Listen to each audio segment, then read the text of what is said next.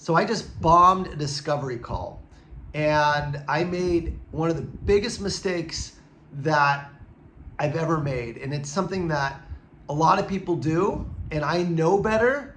And so I'm glad I made this mistake because it just reminded me of what not to do to nail a discovery call.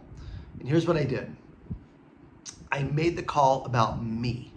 I talked about my portal, my platform, my credentials. The person was a head of sales. They were interested in learning how I could help their team, and I jumped right into the solution.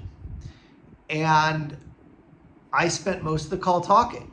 And at the end of it, he said, you know what, this doesn't necessarily align with how we're thinking about the training and what we want to be doing. And we'll let you know if something changes. And my win rate for selling is usually around 75, 80%. This one didn't even get to the next step. And the main reason why is because about 6 months ago, I stopped selling training and workshops to companies. And what I told him when I started is, I'm not really doing this anymore. This is really special. In other words, you should be honored for me to come train your team. It was a fucking egocentric approach. And when you lead with ego by talking about yourself and your company and all the great things you do, you leave customers completely disconnected. Okay? So what do you do instead?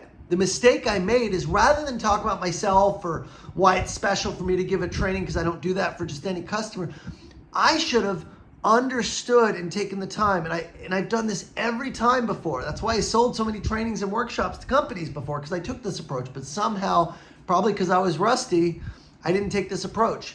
But before you ever talk about yourself, you need to understand first what challenges they have, what pain points they have, and where they need help. You can't ever give a solution until the customer tells you, here's where we need help, here's what our problem is, and then you can talk about how you would approach helping them. So instead of me talking about my great portal and all my training videos and how I built this comprehensive, awesome platform and Dean of Pavilion and all this crap that honestly they could care less about, I should have started by saying, where do your reps need help? He told me only 3 of the 12 reps hit plan. And I could have dug so deep, right? Most people hear a problem and they jump to the solution. That's not what you do. So rather than saying, hey, that's terrible, your 3 reps hit plan, let me help you. It's, well, why did they miss plan? Where did they struggle? Did they struggle with discovery? Are they struggling with prospecting? Are they struggling with closing? Are they not working and showing up fully? What do you think they could do better? Where are the gaps? Where are the gaps on where you want them to go versus where they are today? So that's the first thing, is why are you taking the meeting? What is not working? The second piece is, where do you want them to go? What does good look like? What are the skills you want them to learn? If you had a magic wand, if you could see in the future, what would you want life to look like? So the first thing you ask about is problems and challenges. And the second thing you ask about is desired outcomes. What are the desired outcomes? What do you want good training to look like? What do you want them to get from this? What are the goals you have? Do you want them all to be selling bigger deals? Do you want them to do more prospecting and building pipe? Are you trying to get them all over plan? Are we trying to help them multi-thread?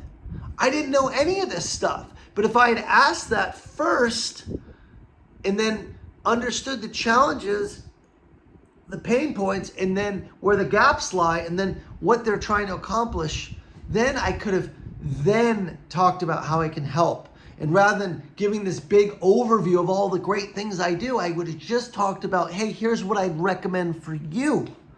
I'd recommend doing 3 sessions or 4 sessions. One would be prospecting, one would be multi-threading, closing the deal, another one would be deep discovery, and another one would be habits to get them, working on the right things. And it would be a prescription. You don't go to the doctor and the doctor goes and tells you all the medications they have and all the great credentials they have. They ask you what's wrong and why you're there and dig deep. And then they tell you what they would recommend. It's the same thing for sales. If you want a really good discovery meeting, find out first where their pain is, where their problems is, before you talk about your company. I know the temptation is there to talk about you and your company and how you help, but it's meaningless unless you know where they need help. So spend 2/3 of the meeting, if it's a 30-minute meeting, spend 20, 25 minutes talking about them, and then the last 5 minutes, hey, at a high level, here's where I can help. What I'd like to come do is set up another time. I can come back to you and show you a custom plan. Here's what I'd recommend. I did that every time when I used to do sales training. That was my sales process. The discovery was just a discovery. And then the next meeting is for you to talk about how you can help and how you'd approach it. But don't treat the discovery meeting as the pitch. Treat it purely as discovery. That is how you will nail discovery meetings. Don't make the mistake I just made. I'm glad I made it so I can make this video and help you guys. But if you want to crush it, make discovery about them and not you. I'm Ian Koniak. If you want to learn how to do this, you know where to find me. I got a course, right? So if you've gotten value from this video, there's lots more videos on YouTube. Make sure you watch the next one on discovery. But also, if you want to learn how to do this and apply it for your business, you can find a link to my coaching sessions in the comments of this video. Love to have you and work with you and support you. I'll see you guys later.